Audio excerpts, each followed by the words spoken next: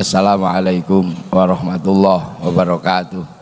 Bismillahirrahmanirrahim. Bismillah, alhamdulillah, wassalatu wassalamu ala rasulillah Sayyidina Muhammad ibn Abdillah wa ala alihi wa ashabihi wa azwajihi wa dhurriyyatihi wa ahli baitihi wa man tabi'ahum bi ihsan ila yaumil qiyamah.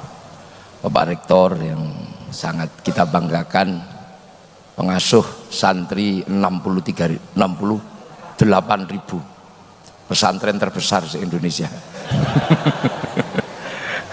Kita ini mulai 1-2 tahun terakhir inilah ya, mulai ada tema baru, ngaji kebangsaan. Biasanya ngaji muludan, Agustusan. Ini ada tema baru, ngaji kebangsaan. Dan ini menjadi penting karena ini zaman milenial. Milenial itu lintas batas pengetahuan, lintas batas kebudayaan, itu milenial. Orang Malang bisa berbudaya Eropa, tidak lagi mengatakan aku cinta padamu tapi I love you. Orang Malang bisa makan spaghetti, bahkan lebih spaghetti daripada orang Itali. Orang Malang bisa lebih Arab dari Arab, bahkan takbirnya bisa lebih tinggi dari Saudi. Ini adalah milenial, sebuah ruang lintas batas. Masa mudanya Bapak Rektor untuk menjangkau Afrika, untuk melihat gajah, mesti menunggu flora dan fauna. Ya ini yang tua-tua ini. Makanya kalau dulu flora dan fauna acara favorit karena menunggu gajah dari Afrika, walaupun kadang diganggu siarannya Pak Harmoko. Tapi sekarang lintas batas, yang penting punya kuota, tinggal pegang smartphone, semua jadi satu di situ. Cari center ya di situ, cari radio di situ, cari koran di situ, cari televisi di situ, dan cari apapun di situ tinggal ketik kucing Afrika keluar. Kalau mau iseng bokong India keluar. Itu milenial. Ini milenial. Manusia bertemu dalam satu ruang yang sesungguhnya adalah capaian-capaian peradaban. Akan tetapi satu yang tidak bisa dijangkau oleh anak milenial, apa? Batas teritori negara. Engkau bisa menjadi lebih Arab dari Arab, tapi ketika orang Malang pergi ke Arab, tetap ditanya pasportmu mana. Kita bisa lebih Amerika daripada Amerika. Bapak Rektor ini lebih Jerman dari Jerman kayaknya. Tapi kalau ke Jerman tetap ditanya pasportnya mana. Artinya batas teritori makhluk milenial adalah batas negara bangsa atau batas nation state. Dan batas negara bangsa atau nation state ini adalah batas yang diberikan oleh Allah berupa pesan khusus pada umat Rasulullah. Umat Nabi Musa tidak mendapat pesan kebangsaan. Umat Nabi Isa tidak mendapat pesan kebangsaan. Bisa kita telusuri dari Injil dan dari Taurat. Kenapa? Karena umat-umat sebelum Rasulullah ini umat yang sangat sektoral. Bahkan ada yang landlocked, ada yang terkunci di daratan. Nabi Adam umatnya baru satu keluarga, ya problemnya baru urusan cinta. Nabi Nuh umatnya satu kampung, dan pikniknya juga belum jauh. Jadi jauh karena dilemparkan banjir.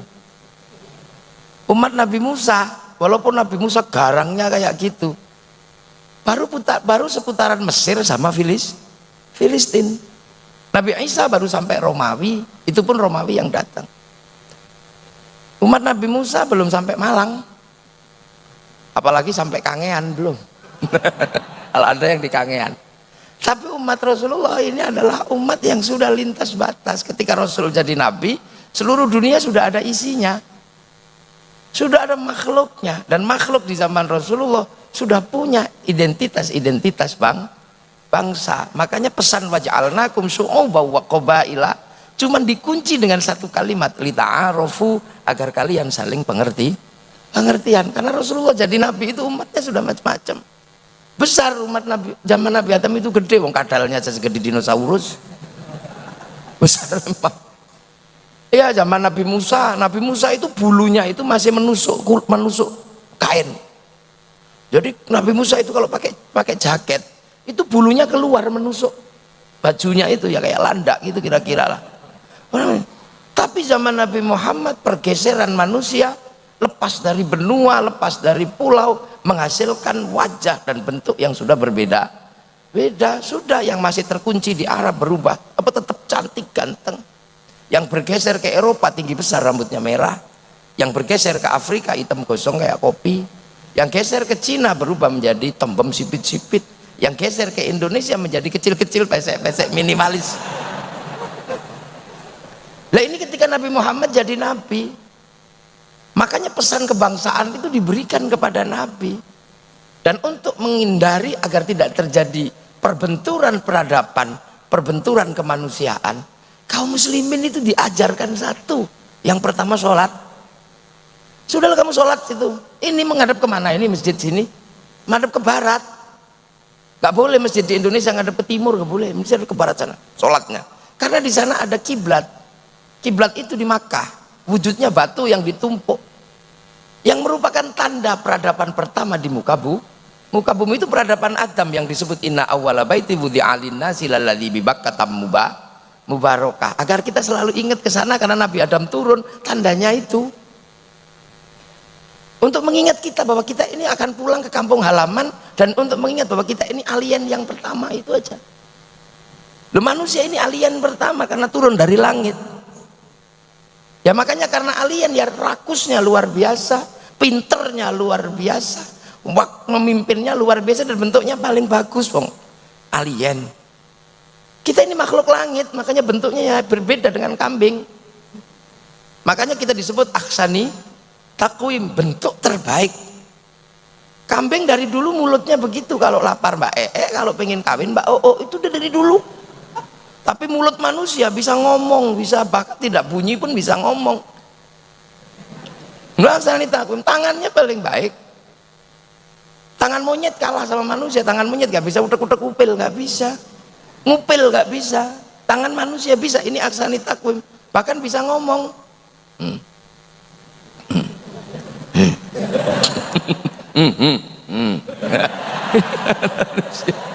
Lah ini laqad khalaqnal insana fi ahsani takwim. Tapi ahsani takwim kita ini sudah berbeda-beda di zaman Rasulullah. Sudah pesek, masih cakep, macam-macam ahsani takwimnya. Lah kita kebagian ahsani takwim Indonesia ya minimalis begini. Nah maka agar manusia itu tidak lupa walaupun berbeda-beda, dulunya tetap satu. Jadi pelajaran Bhinneka Tunggal Ika itu sebenarnya pelajaran Islam pertama kali dulu. Walaupun kita berbeda-beda, kita dulu punya nenek moyang yang satu, Nabi Adam Siti Hawa, dan pertemuan Nabi Adam dan Siti Hawa disimbolkan dalam satu bentuk namanya Jabal Rahmah. Makanya kita ini disuruh tengok Jabal Rahmah kalau pergi haji, untuk mengenang masa lalu nenek moyang kita satu. Mau jadi Cina ya dari situ nenek moyangnya, mau jadi Arab ya dari situ, jadi Eropa juga dari situ, jadi Indonesia juga dari situ. Inilah prinsip dasar yang kemudian dikenal dengan ukhuwah basyariyah. Ini Islam ini sudah disiapkan untuk menjadi makhluk masa depan, untuk tidak tersandra oleh masa lalu. Jadi untuk menjadi manusia masa depan, Allah sudah bikin resolusi agar kaum muslimin tidak disandra oleh masa lalu. Makanya kita cuma diminta untuk saling pengertian gitu aja. Arab ya kita pengertian lah, cantik ganteng, nggak usah emosi, karena nggak ada air. Makanya dibikin cantik ganteng biar kalau nggak mandi ya tetap cantik, tetap ganteng gitu aja. Ya kira-kira begitu, nggak ada dalilnya. Dan karena ini bukan rukun iman, nggak usah dipercaya deh. Wong itu lita'arofu agar kalian saling pengertian. Cuman orang Depak memaknai saling mengenal, kurang pas kalau menurut saya. Bahasa saling mengenal untuk ta'aruf itu nggak pas. Karena apa? Bahasa Indonesia mati ketemu bahasa Al-Quran. Ini biasa dalam rumus ilmu linguistik itu ada begitu. Kekalahan satu bahasa karena kalah tua. Bahasa Indonesia sama bahasa Jawa kalah tua. Makanya bahasa Indonesia nggak sanggup menerjemahkan kunduran truk, nggak bisa. Nggak bisa. Dia mati dia. Pecirit itu udah nggak bisa. Iya. Ini dalam tataran ilmu linguistik memang ada masalah. Makanya ketika bahasa Indonesia ketemu bahasa Arab mati. Lita'arofu bimana saling mengenal, bukan saling pengertian. Karena kalau mengenal itu bisa menjadi masalah. Saya mengenal tikus tapi pengen mukul kepalanya aja. Saya kenal ular tapi pengen bunuh aja.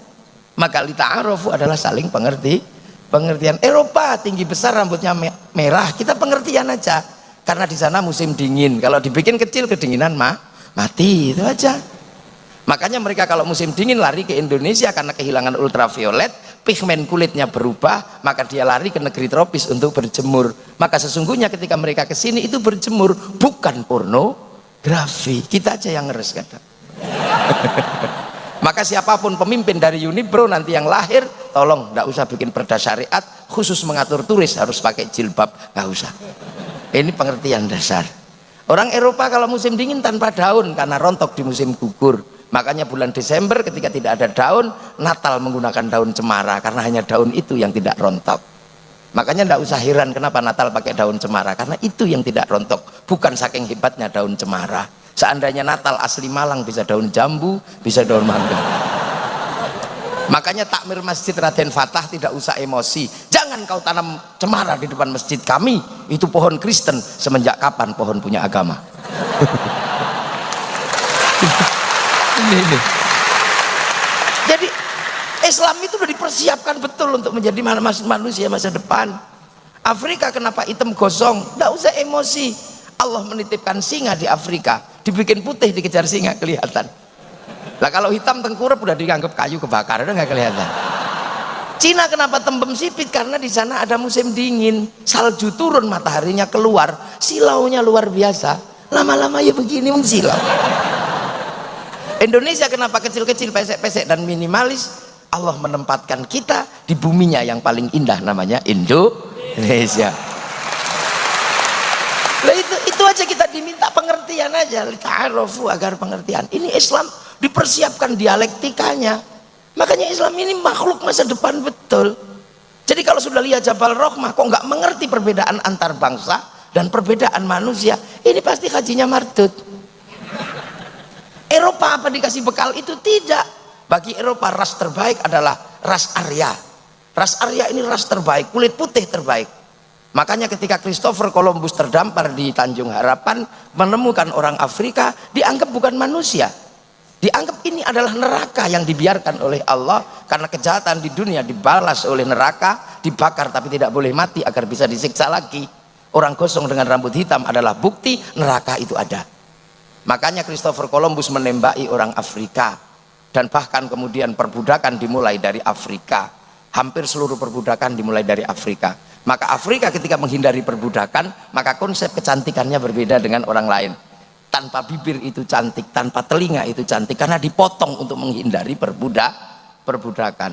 Dan cerita perbudakan dari Afrika yang paling mengerikan adalah cerita Amistad, di mana manusia Afrika dikapalkan dalam satu lambung, ditumpuk seperti kayu.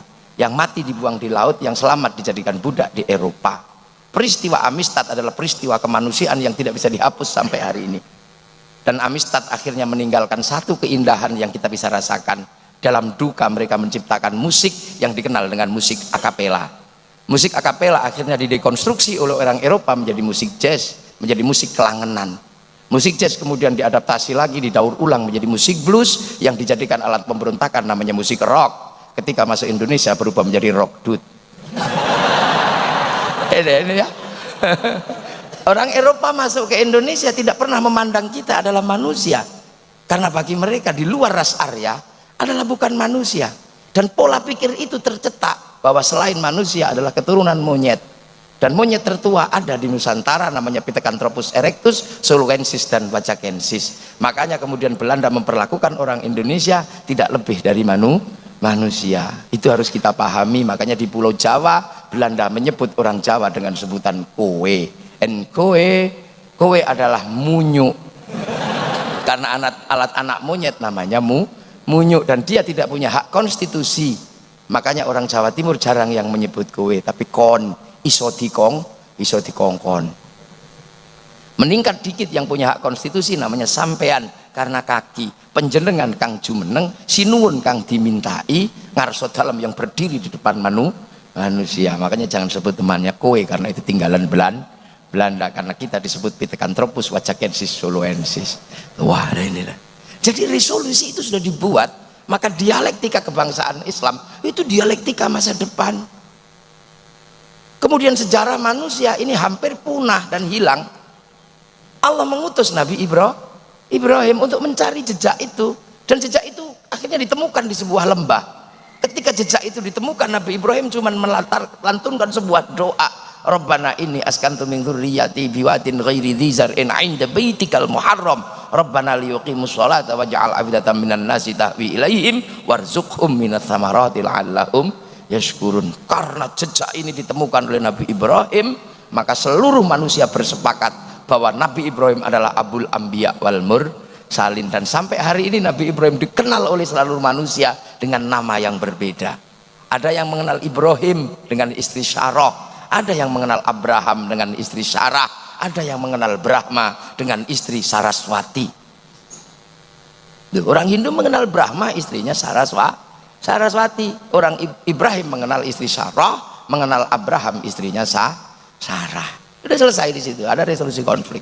Kemudian Nabi Ibrahim meninggalkan dua jejak kelahiran, yang satu berputra namanya Ishak, yang satu berputra namanya Ismail. Dari Ishak lahir Yakub atau Israel, dari Israel melahirkan sebuah bangsa namanya Bani Israel. Dari Bani Israel lahir Nabi Musa, melahirkan peradaban Yahudi. Dari situ lahir Isa, melahirkan peradaban Nasrani. Dan dari Islam dilahirkan dari peradaban Ismail, punya Nabi Muhammad Shallallahu Alaihi Wasallam, peradabannya Islam. Yang satu berpusat di Masjidil Haram, yang satu berpusat di Baitul Maqdis. Maka harus ada resolusi konflik.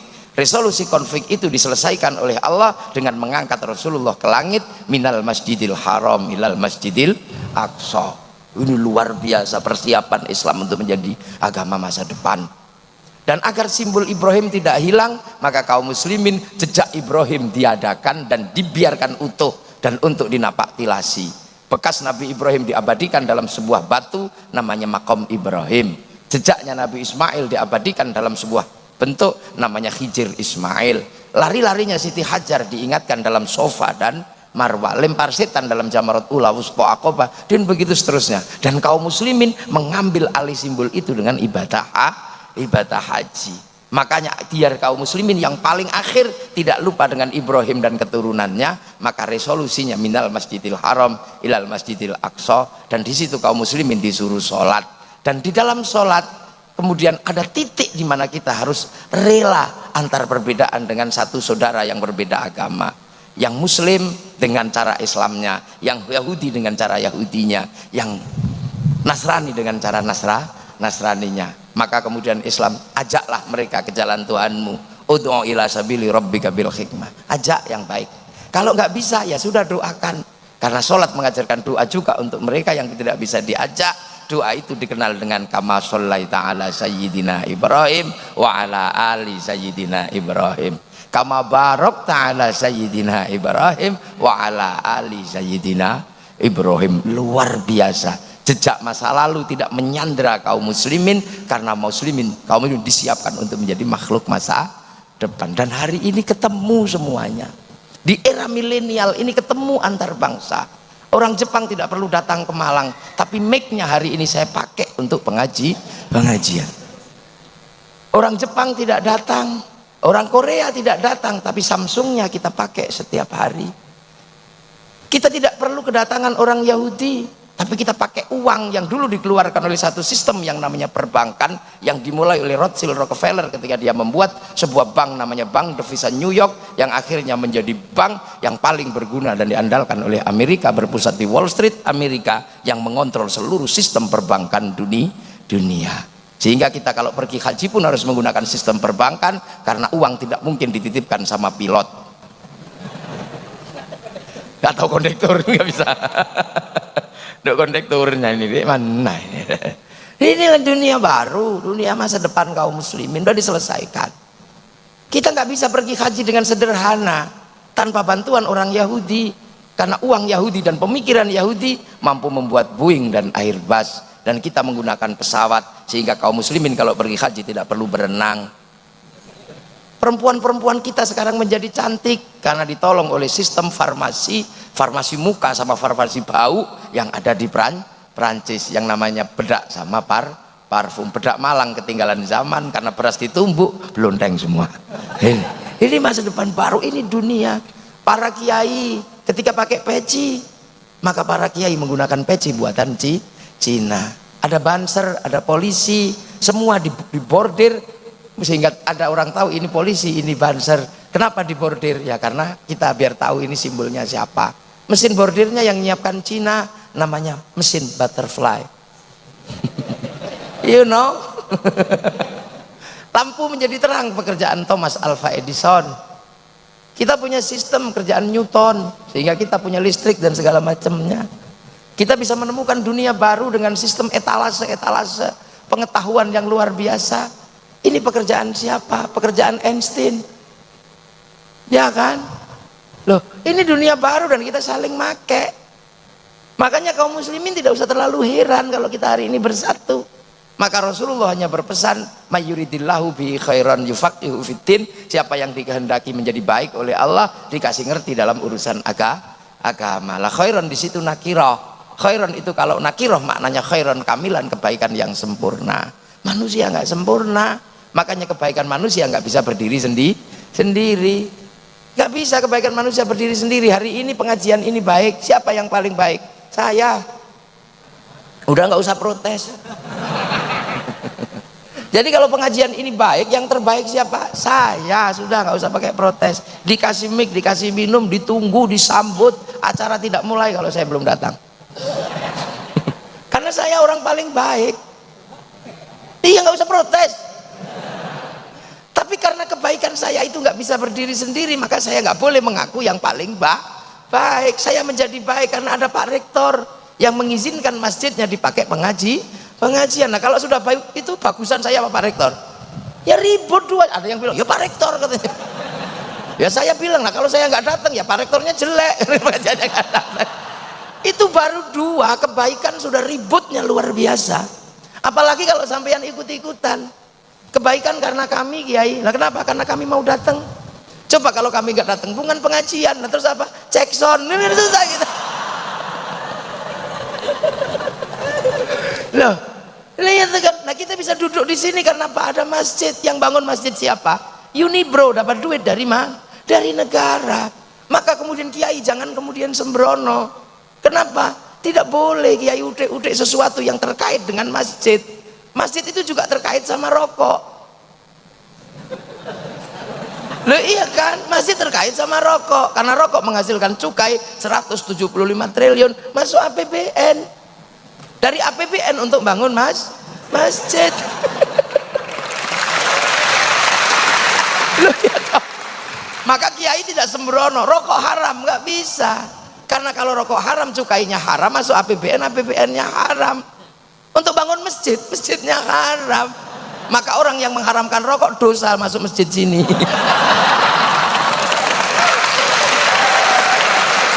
Loh ini loh. Kiai Hasyim Asy'ari ketika melawan Belanda menggunakan rumus man tasyabbaha biqaumin fahuwa minhum. Siapa yang menyerupai Belanda, dia sama dengan Belanda. Makanya karena Belanda pakai uang gulden, akhirnya Kiai Hasyim disuruh bayar pajak pakai uang gulden, nggak mau. Kalau mau sapi ambil, kalau mau beras ambil, tapi kalau mau pakai gulden saya nggak mau, karena saya sudah mengharamkan apapun yang terkait sama Belanda. Lah orang sekarang lupa, haram rokoknya, cukainya mau. Ini ndak istiqomah. Bank haram tapi pakai uang.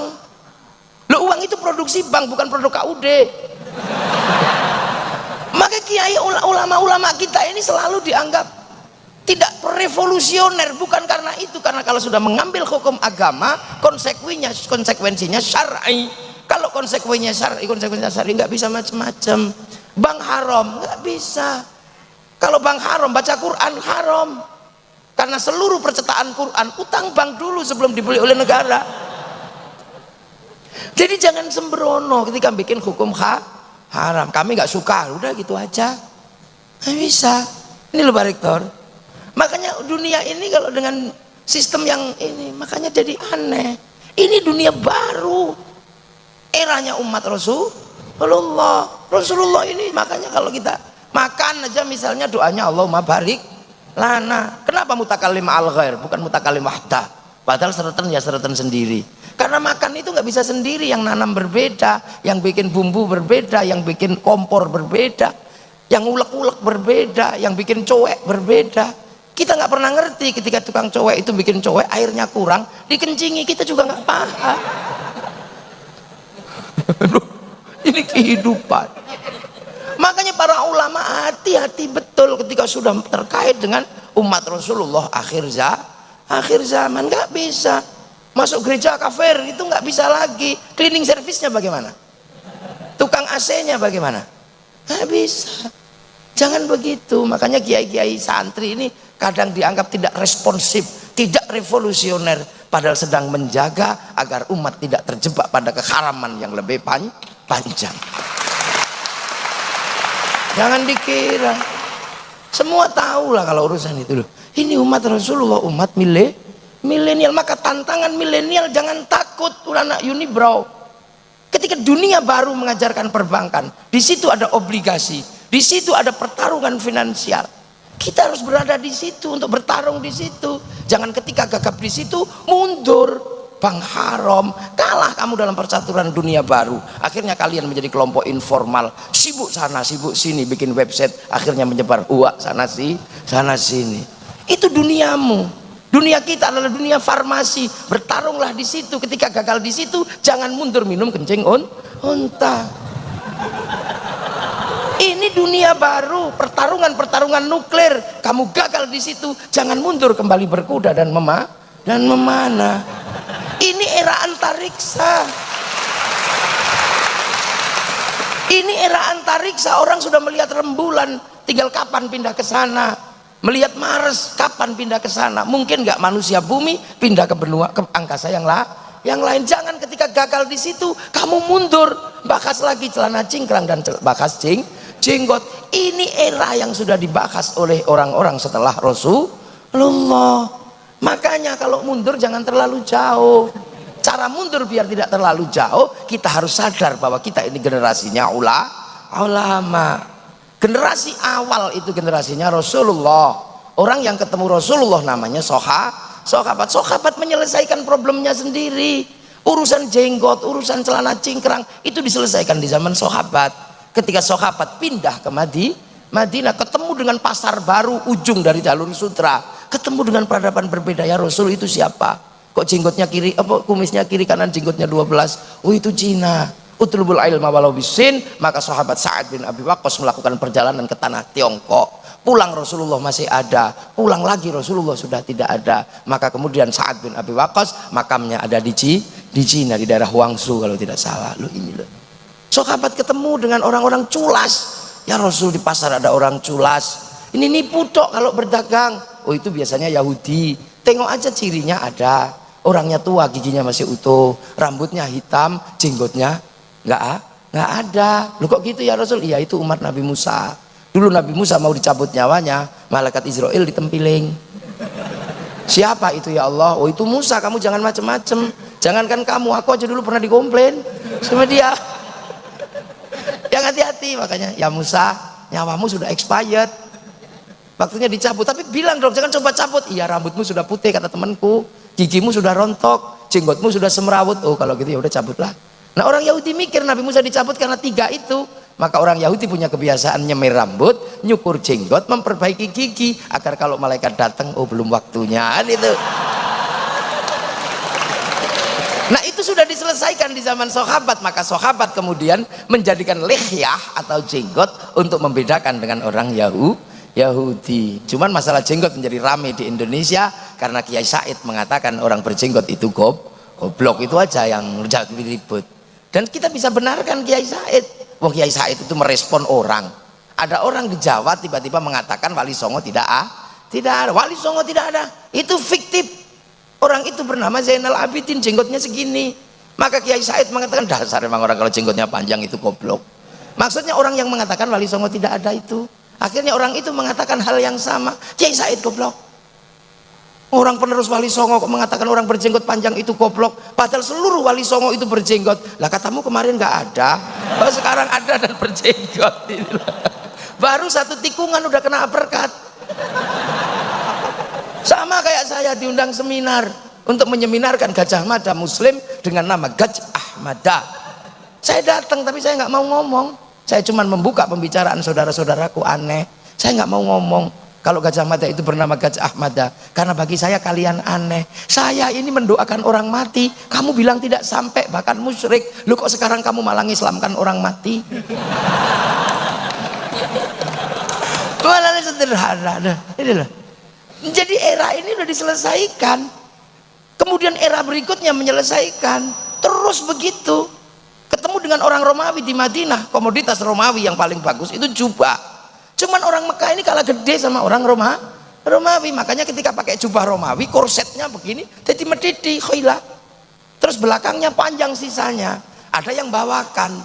Maka kemudian menjadi terlihat sombong oleh Rasulullah, suruh potonglah jubahmu biar kamu tidak terlihat sombong. Makanya kemudian lahirlah konsep isbal. Itu kan sudah diselesaikan di sana. Tapi orang-orang kadang tidak mau mengerti itu karena tidak menggunakan manhaj sahabat, tapi langsung kembali kepada Quran dan sunnah. Jadi nggak ngerti itu sudah diselesaikan oleh era sahabat. Jadi nggak ngerti itu sudah diselesaikan. Itu sudah diselesaikan. Kembali pada Quran dan sunnah. Itu terjadi di zaman Sayyidina Ali. Di zaman Rasulullah nggak ada masalah. Karena semua umat dimong, di kiaeni itu kan, direktori sama Rasulullah, ibaratnya begitu. Di zaman Sayyidina Abu Bakar, ketika Rasulullah meninggal, bingung semua. Ada yang mengatakan karena keributan politik, maka Rasulullah sampai 3 hari tidak dikubur. Itu adalah analisa bodoh kalau menurut saya. Kenapa Rasul tidak dikubur sampai 3 hari? Nggak ada orang percaya Rasul itu meninggal. Jangan-jangan tidur. Wong Rasulullah naik ke langit aja nggak mati. Masa tiba-tiba mati? Jangan-jangan nanti kita kubur hidup lagi. Itu kegalauan kaum muslimin. Makanya gak ada yang berani kubur. Jangan-jangan Rasulullah itu nggak kayak kita. Kalau kita mati kan gitu. Rasulullah meninggal itu dalam keadaan tersenyum seperti orang tidur. Karena seperti orang tidur semua takut mau dikuburkan. Gak ada yang berani. Ini jangan-jangan cuma tidur. Emang matinya yang lain. Gitu ya kan, ini jelas mati. Rasul itu seperti orang tidur, nggak ada yang berani. Analisa orang-orang sekarang karena analisa pengen mengkaitkan kerusuhan dengan politik. Rasul sampai dikubur 3 hari tidak dikubur karena apa? Rebutan kekuasaan? Bukan. Orang takut ngubur Rasulullah karena orang sepertinya masih tidur begini. Jangan-jangan nanti bangun apa? Sampai akhirnya Sayyidina Ali dan Siti Fatimah memutuskan, iya sudah meninggal karena ada wasiat bahwa Abah Arab Sedo, gitu. Setelah itu zaman Sayyidina Umar, zaman Sayyidina Utsman sudah ribut. Zaman Sayyidina Ali sudah bertanya, ya Ali, kenapa zaman Rasulullah itu tentram enak? Sayyidina Ali mungkin saking jengkelnya jawab, ya karena zaman Rasulullah muridnya kayak saya, lah zamanku muridnya kayak kamu, kayak gitu. Ribut itu. Ribut kacau sudah. Akhirnya karena keributan ada yang bikin, udah deh kita kembali pada Quran dan sunnah. Ketika kembali pada Quran yang sudah dan sunnah, ribut lagi kita kembali pada Quran. Yang satu ketemu sitati ayamin, yang satu ketemu kun fayakun, yang satu ketemu innallaha ala kulli syai'in qadir, yang satu ketemu innallaha la yughayyiru ma biqaumin hatta yughayyiru ma bi anfusihim. Akhirnya ada umat yang dimong, diopeni sama Ghilan ad-Dimashqi, Ma'bad al-Juhaini dengan aliran akal namanya Qadariyah. Ada yang diopeni sama Jaham bin Sofwan dengan aliran takdir. Ada yang mengatakan ya udah deh biar saya nggak kesana nggak kesini, namanya Murji'ah. Sampai karena saking pusingnya Quran kok tambah ruwet, akhirnya ada orang berani mengatakan ya karena Quran dunia, maka yang asli itu di Lauhil Mahfud, ini kudus, ini makhluk. Orang yang berani mengatakan itu namanya Wasil bin Atha, yang kemudian melahirkan konsep besar namanya Mu'tazilah. Dan Mu'tazilah itu ekstrim. Kenapa? Ya kalau orang baik ya pakai akal, sampai Quran ya syukur. Nah kalau sampai nggak sampai ya kesalahannya goblok, makanya dia nggak nyampe karena goblok. Nah kalau pinter ya surga lah, kalau goblok ya neraka lah. Tapi kan manusia ada yang kadang pinter kadang goblok, ada 50-50. Oh kalau itu tidak di surga dan di neraka lah, di mana? Tempat rehabilitasi. Lah tempat rehabilitasi itu apa namanya? Al-Mangzilah bainal mangzilatain. Urusan-urusan seperti ini sebenarnya semua sudah dilewati oleh para sahabat di generasi sahabat, berbeda dengan generasi tabi'in. Makanya santri tidak pernah terjebak dalam perdebatan masa lalu, karena santri selalu menjaga ada etape antara Rasulullah dengan umat. Yang ketemu Rasulullah namanya sahabat, yang ketemu sahabat namanya tabi'in, yang ketemu tabi'in namanya tabi'at tabi'in, yang ketemu tabi'at tabi'in namanya tabi'at tabi'in. Nah, kalau kita ketemunya namanya ulama.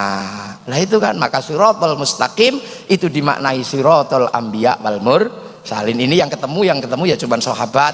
Makanya sahabat itu hanya orang Arab, karena yang ketemu Rasul namanya Abu Bakar, Umar, Utsman, Ali. Nggak ada sahabat namanya Joni, nggak ada.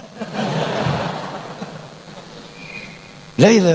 Nah setelah itu siratal syuhada'i wassalihin, siratal aulia, baru kemudian siratal ulama. Lah kita ini ketemu dengan siratal ulama karena kita ini adalah generasinya para ulama. Maka kemudian runtutan yang panjang ada ilmu namanya ahli sunnah wal jamaah. Sunnah wal jamaah pertama sahabat, wal jamaah kedua tabi'in, wal jamaah ketiga tabi'at tabi'in, dan kita wal jamaahnya ulama. Makanya santri tidak pernah bermasalah karena tahu ini peristiwa. Lah yang bermasalah itu siapa? Yang lupa dengan jalan yang panjang, langsung kembali kepada Rasulullah. Mesti konslet semua kalau ini sudah terjadi. Dia lupa era madhab sudah dibicarakan, era tabi'in sudah dibicarakan. Makanya santri enak bahwa kita muridnya ulama, al ulama warasatul anbiya, pewaris. Namanya pewaris kan dari ditanya dari mana warisanmu. Kalau sampean nanya saya dapat warisan dari mana? Dari orang tua saya. Orang tua saya diwarisi dari guru-gurunya. Diwarisi dari siapa? Dari Kiai Fakih. Kiai Fakih diwarisi dari siapa? Dari gurunya Kiai Abdul Hadi. Kiai Abdul Hadi diwarisi siapa? Kiai Hasyim Asy'ari. Kiai Hasyim Asy'ari diwarisi siapa? Kiai Asy'ari, Kiai Soleh, Kiai Khalil. Lah Kiai Asy'ari dari mana? Dari Kiai Khairon Purwodadi. Kiai Khairon diwarisi ilmu dari mana? Dari Kiai Abdul Wahid Solotigo. Murid siapa? Murid Kiai Abdul Halim Boyolali. Murid siapa? Kiai Sufyan Tuban. Murid siapa? Kiai Jabar Tuban. Murid siapa? Kiai Abdul Rahman Lasem. Murid siapa? Kiai Abdul Halim Benowo. Murid siapa? Kiai Cokrojoyo Sunan Geseng. Dia murid siapa? Dari Sunan Kalijaga. Dia murid siapa dulu? Murid Sunan Bonang. Murid siapa? Murid Sunan Ampel. Bang Ampel murid siapa? Mbak Ibrahim Asmoro Kondi. Murid siapa? Sayyid Jumadil Kubro atau Sayyid Jamaluddin Al-Husaini Al-Kabir. Itu murid siapa? Sayyid Muhammad. Murid siapa? Sayyid Ahmad Jalaluddin. Murid siapa? Sayyid Abdul Malik. Murid siapa? Sayyid Alawi Amil Faqih. Dia murid siapa? Sayyid Ahmad Sokhib Mirbat. Murid siapa? Sayyid Ali Khalil Qasam. Murid siapa? Sayyid Alwi. Murid siapa dia? Murid Sayyid Muhammad. Dari mana dia dapat? Dari Sayyid Alwi. Dia dari mana? Dari Sayyid Aisyah, dari Sayyid Ubaidillah. Murid siapa? Sayyid Ahmad Al-Muhajir. Murid siapa? Sayyid Aisyah. Murid siapa? Sayyid Muhammad. Dia dari mana? Dari Sayyid Ali Uraidi. Murid siapa? Sayyid Ja'far Shadiq. Murid siapa? Sayyid Bakir. Murid siapa? Sayyid Ali Zainal Abidin. Dari mana? Dari Sayyidina Hasan dan Husain. Dan dari mana? Dari Sayyidina Ali. Nah, ini dari siapa? Langsung dari Rasulullah Muhammad sallallahu alaihi wasallam. Jadi tidak perlu mempersoalkan ini. Lah kebetulan kita ini di sini. Para ulama keluar dari Arab, para sahabat keluar dari Madinah ketemu orang Persia. Orang Persia agamanya Majusi, cerdas-cerdasnya luar biasa. Punya negara besar namanya negara Persia. Lah rajanya siapa? Rustum. Orang Jawa mengenalnya Rustam. Yang masuk ke situ Sayyidina Ali, nggak ribut, tapi pelan-pelan Sayyidina Ali punya sikap yang baik. Raja Rustum tertarik mengambil menantu Sayyidina Husain. Akhirnya Sayyidina Husain diambil menantu Raja Rustum. Lahir Sayyid Ali Zainal Abidin. Lah dari situ terlihat ada peradaban baru, nuansa baru. Orang dulu di situ di Persia orang Majusi menyembah api. Dalam ilmu pengetahuan modern disebut Zoroaster. Zoroaster itu nabinya bernama Zarathustra, ajarannya nihilisme. Tuhannya dua, yang Tuhan terang namanya Ahriman, Tuhan gelap namanya Ahura Mazda. Oleh Al-Quran disebut Majus atau Majusi, penyembah api. Tapi api Majusi kalau disembah ditaruh di bangunan yang sangat tinggi namanya Manaro. Begitu masuk Islam mereka tidak menghilangkan Manaro, cuman menghilangkan api. Manaro ditaruh di depan masjid. Dunia Islam melihat Manaronya Majusi yang masuk Islam di depan masjid bagus, maka seluruh dunia Islam berlomba-lomba mencontoh membangun Manaro. Itulah yang kemudian dikenal dengan nama menara, sampai Malang namanya Menoro. Ini dunia baru ya. Dan di situ terjadi kekacauan yang luar biasa. Kenapa Sayyidina Husain terbunuh? Seluruh cucu Rasulullah dibantai pada tanggal 10 Asyura.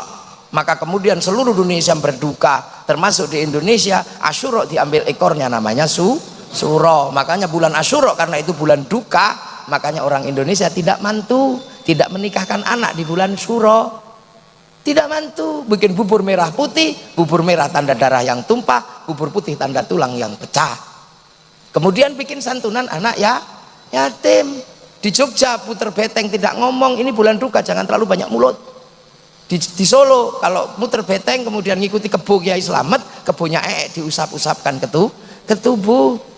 Dan itulah yang kemudian menghasilkan budaya jangan bersolek. Karena ini bulan Asyura, bulan Suro. Lah orang Jawa itu kalau kepanjangan kan diambil ekornya aja. Zainal Abidin Bidin, Zainal Arifin Ipin, Muhammad Mat, itu kan biasa. Mat Ali, Mat Karim. Mat Solar. Lah, tapi bagi orang yang tidak mengerti, ini kena korban hoa. Apa hoanya?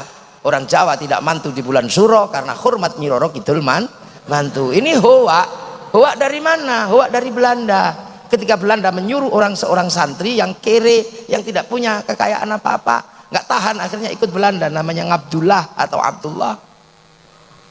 Dia disuruh nulis 2 serat, yang satu serat Darmo Gandul Gadoloco, yang satu bernama serat Sabnoyo Genggong. Sabdo Palonoyo Genggong dibuka dengan cerita yang nyerang Majapahit adalah Raden Fatah. Mumpung ini namanya masjidnya Raden Fatah.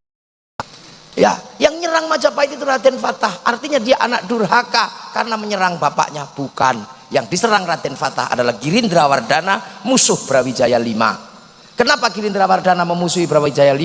Karena Girindrawardhana adalah cucu dari orang yang bernama Jaya Katuang. Jaya Katuang itu siapa? Yang bunuh Kertanegara. Dan Jaya Katuang dibunuh sama menantu Kertanegara yang namanya Wijaya, yang akhirnya bergelar Brawijaya di sini.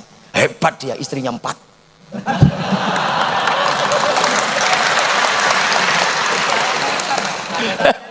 Iya, syaratnya rektor.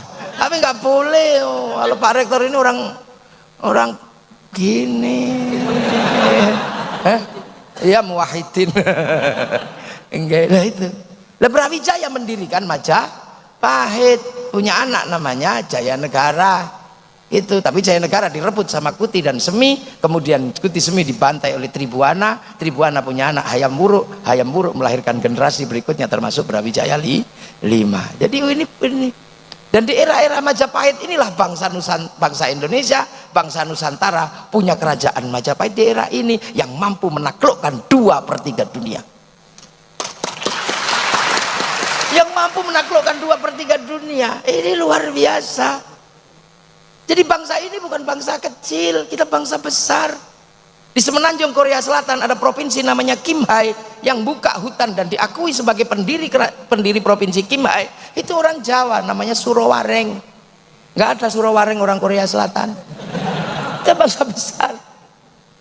Nah itu dibalik ceritanya. Lah siapa sih Jaya Katuang itu kok begitu dendamnya sama keturunan Majapahit? Jaya Katuang adalah keturunan Kertajaya. Kertajaya adalah Raja Kediri yang dibunuh oleh Kenarok tahun 1222 pada perang Ganter. Kenarok mendirikan Singasari, Singasari melahirkan Kertanegara, mampu menaklukkan Mongolia. Bangsa yang mampu menaklukkan Mongolia adalah bangsa Nusantara. Jadi jangan menganggap kita bangsa kecil, gitu loh. Nah itu dibalik sama si Sabdo Palonoyo Genggong ini, yang nyerang Majapahit adalah Raden Fatah. Yang kedua adalah serat Darmo Gandul Gadoloco, ini serat Purno. Darmo Gandul ya mengsak Darmo Gandul, artinya telur 2 itulah. Gandul di mana? Di Gadoloco. Gadoloco itu gadul melonco. Olok-oloknya orang Jawa kalau Islam itu sunat, gadule melonco, nggak ada kulitnya. Maka Darmo Gandul Gadoloco kalau sempurna hidupnya harus ketemu dengan Dewi Perjiwati. Farji adalah dalan bayi, kan gitu. Nah, saat mencari Dewi Perjiwati melewati Laut Selatan ketemu Nyi Roro Kidul mantu di bulan Suro. Makanya orang yang menganggap orang ini tahayul bahwa orang Jawa karena menganggap Nyi Roro Kidul mantu korban hoa. Nah. Jadi kemudian inilah menjadi cerita sejarah besar bahwa cucu-cucu Rasulullah yang di sana kehilangan tanah air karena diusir dari jazirah sana. Nggak punya lagi Makkah, nggak punya Madinah, terusir. ketemu dikit dibunuh sama keluarga Yazid bin Muawiyah. Maka kemudian menjauh keturunan ini, sampai kemudian Said Ali Zainal Abidin punya anak Said Bakir punya anak namanya Sayyid Ja'far. Sayyid Ja'far itu udah nggak kuat di sana, maka curhat sama kakeknya, Allahumma sholli ala sayyidina Muhammad wa ashghilil zalimin bidzalimin wa akhrijna min bainihim salimin wa ala alihi wa sahbihi ajma'in. Aku udah gak kuat mbah, gitu. Biarlah orang yang rusuh itu ditempur sama-sama orang rusuh.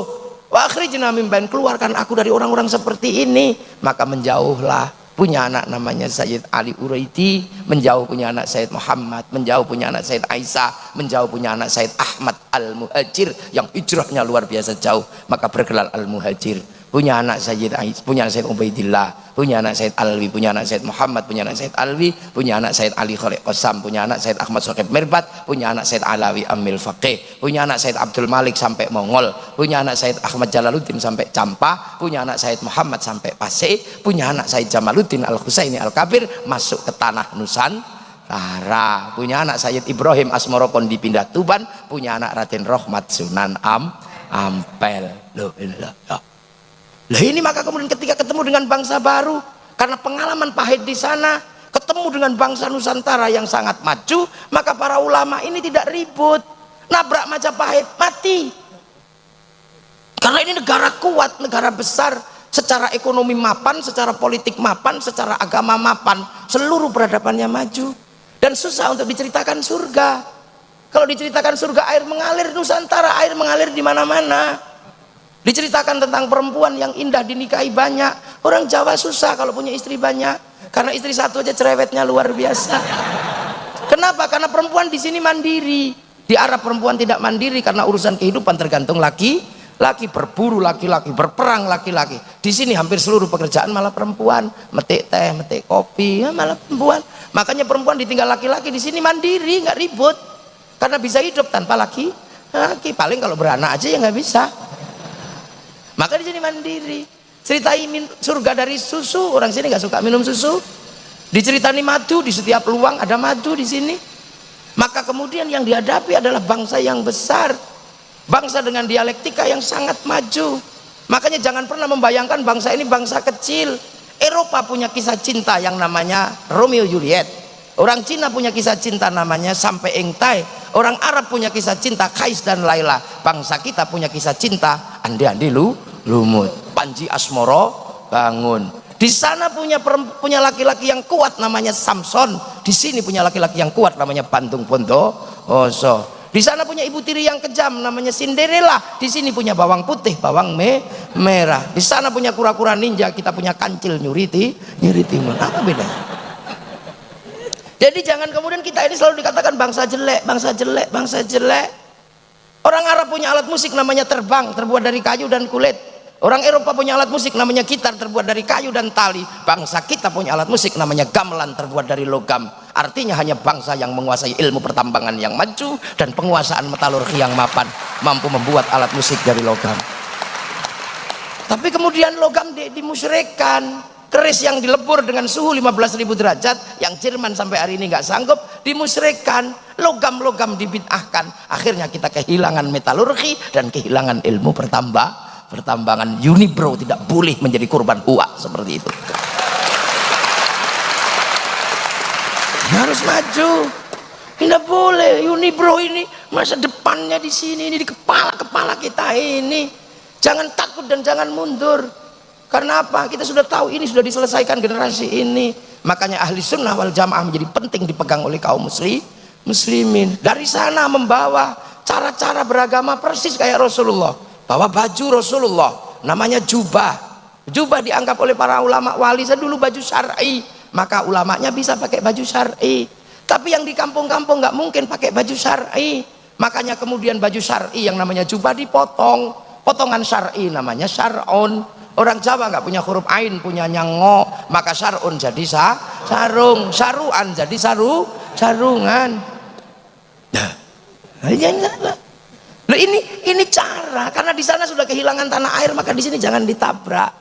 Di sana disebut ulama, syaikhun, ustadzun, al-alim, al-fadil, al-karim, ibnul karim.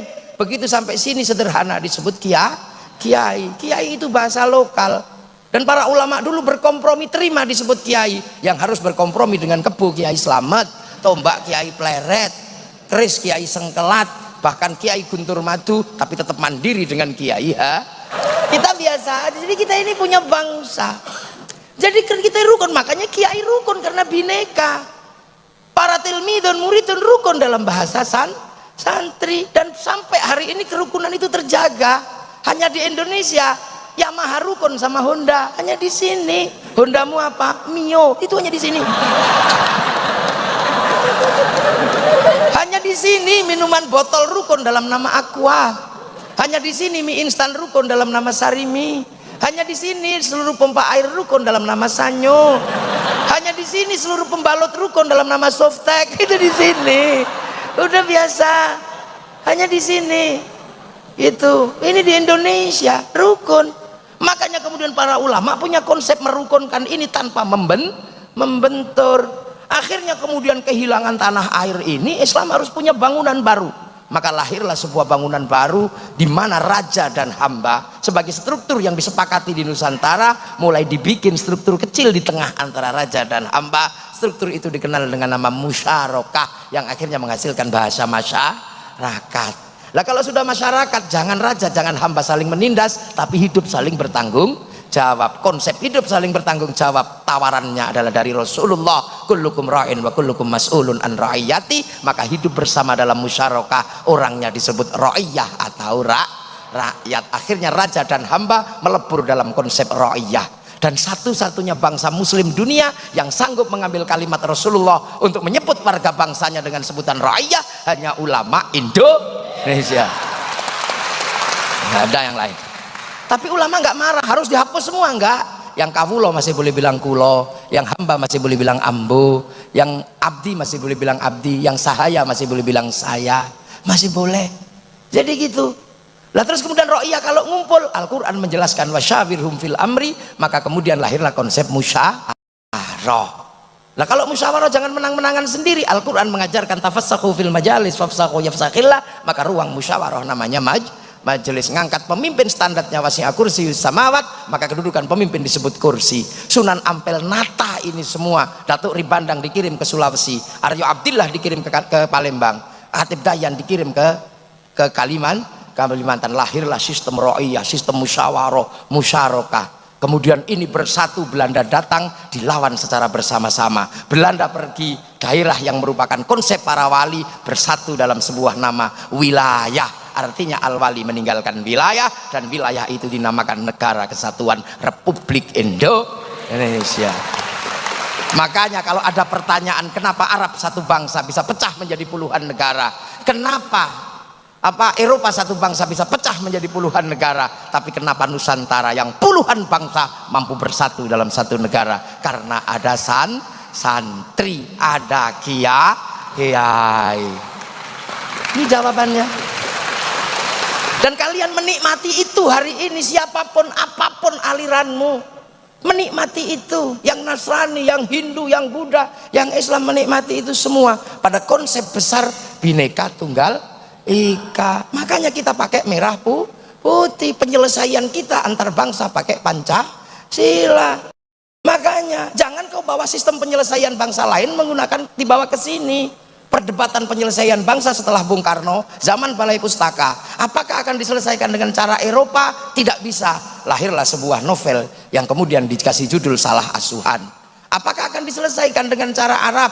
Tidak bisa. Lahirlah novel di bawah lindungan Ka'bah. Apakah akan diselesaikan dengan cara Indonesia full? Tidak bisa. Kenapa? Lahirlah novel namanya Siti Nurbaya. Apakah akan diselesaikan dengan cara Belanda? Lahir tenggelamnya kapal Van der Wijk. Apakah mau diselesaikan dengan itu? Nah sekarang banyak yang menganggap bangsa ini sakit, tiba-tiba membawa penyelesaian dengan cara dari luar. Makanya aneh. Membawa Hizbut Tahrir ke Indonesia itu aneh. Hizbut Tahrir didirikan oleh Taqiyuddin An-Nabhani untuk menjadi problem solvingnya bangsa Filistin, dan itu gagal di Filistin. Maka kenapa kau bawa produk gagal masuk ke Indonesia? Jangan. Ikhwanul Muslimin kemudian mau dipakai menyelesaikan problem Indonesia, nggak bisa. Ikhwanul Muslimin didirikan oleh Hasan al-Banna sebagai problem solvingnya orang Mesir, dibawa ke Indonesia, di sana gagal, Mursi digantung, akan kau selesaikan untuk Indonesia? Nggak mungkin. Kita bukan tipologi sana, kita puluhan bangsa bersatu dalam satu negara kesatuan Republik Indonesia. Maka kita pakailah problem solving Nusantara, cara-cara Indonesia. Kemudian Hizbut Tahrir yang merupakan khilafah tahririyah, akhirnya nggak laku. Biar laku dihubungkan dengan khilafah ala minhajin nubuwah. Khilafah minhajin nubuwah itu adalah alamatus sa'ah, dia datang bersama hari kiamat. Kalau khilafah tahririyah itu bikinan Taqiyuddin An-Nabhani, maka biar seolah-olah Taqiyuddin An-Nabhani dengan khilafah tahririyah nyambung dengan khilafatun nubuwah yang bagian dari tanda kiamat, maka ada yang selalu mengatakan kiamat sudah dekat. Masih jauh, masih ada santri. Loh, santri kalau zikir bunyi, maka yang tidak ngerti bisa dengar menirukan. Pakai speaker yang jauh bisa dengar menirukan. Nah, yang lain cuma diam gitu. Nah, yang nggak bisa zikir sampai mati juga nggak bisa zikir, nggak dengar apa-apa. Strategi luar biasa. Makanya jangan kau sebut negeri ini tauhid. Gitu loh. Maka karena konsep besar adalah wilayah, maka santri yang merupakan tinggalan para wali, begitu bangsa ini harus memilih sikap.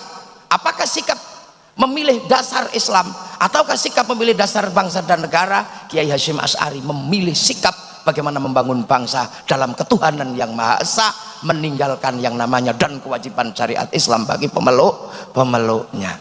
Dan ketika bangsa ini diganggu, kenapa? Karena apa? Karena kedatangan bangsa yang akan mengganggu bangsa. Kesadaran wilayah, kesadaran musyarakah, kesadaran bahwa ini adalah tinggalannya para wali harus dipertahankan. Maka ketika Belanda datang, kaum muslimin melakukan perlawanan, dan perlawanan itu diambil alih oleh santri dengan bikin keputusan yang sangat syar'i, namanya resolusi jihad tanggal 22 Oktober tahun 45.